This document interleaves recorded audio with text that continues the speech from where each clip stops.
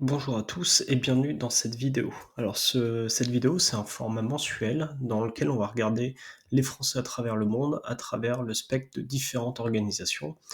Donc là, j'ai présélectionné une dizaine d'organisations. N'hésitez pas à me dire dans les commentaires si vous voulez que j'en rajoute, sachant que je ne vais pas du tout m'intéresser aux amateurs ou aux petites organisations françaises.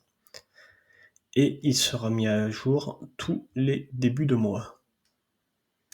Alors, on va commencer par regarder le ONE FC, donc le One Fighting Championship, c'est une organisation asiatique. Alors, dans cette organisation, il n'y a à l'heure actuelle pas de Français en MMA. Par contre, vous avez Bompara Kouyat qui est en Muay Thai dans la catégorie des featherweight et il nous vient de la team Medizatu, donc à Paris. Donc ensuite, on a le PFL. Donc le PFL, c'est la Professional Fighter League. Donc ça, c'est une organisation qui a racheté le Bellator. À l'heure actuelle, on ne sait pas trop ce qu'ils vont faire des combattants du Bellator et du PFL, ni comment ça va fusionner. La seule chose qu'on sait, c'est qu'ils vont commencer les championnats du monde et les tournois à partir du 4 avril, donc ça va être le début des championnats. Et ils annoncent au fur et à mesure les différentes personnes qui vont participer à ce tournoi.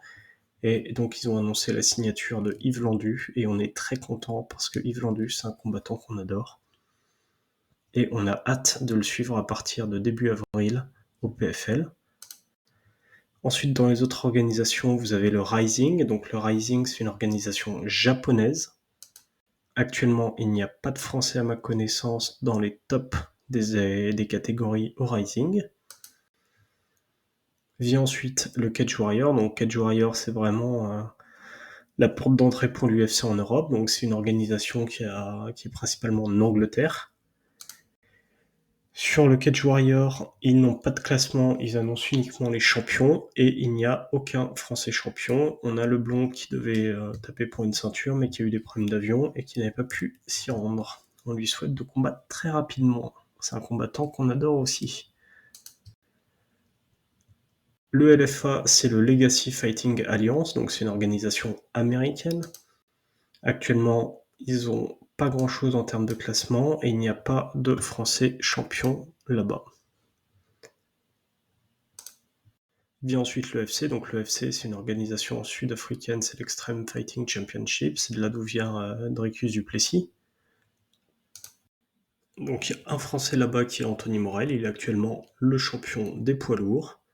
Et par contre, il a combattu le 1er février à l'Hexagone MMA et il a eu une défaite face à Prince Anoula.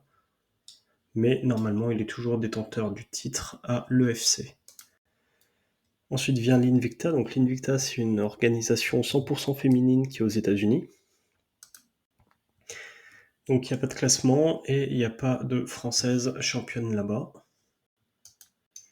On retrouvera ensuite l'AKA qui est l'Absolute Championship Ahmat qui est en Russie.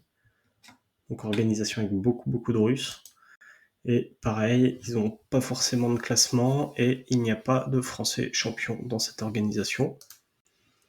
On va retrouver ensuite le Brave CF qui est Combat Federation. Ça, c'est une organisation qui est un peu mondiale, principalement dans le Moyen-Orient. Là, pareil, de ce que j'ai vu dans les classements, donc il n'y a pas de Français dans les classements et pas de Français champion.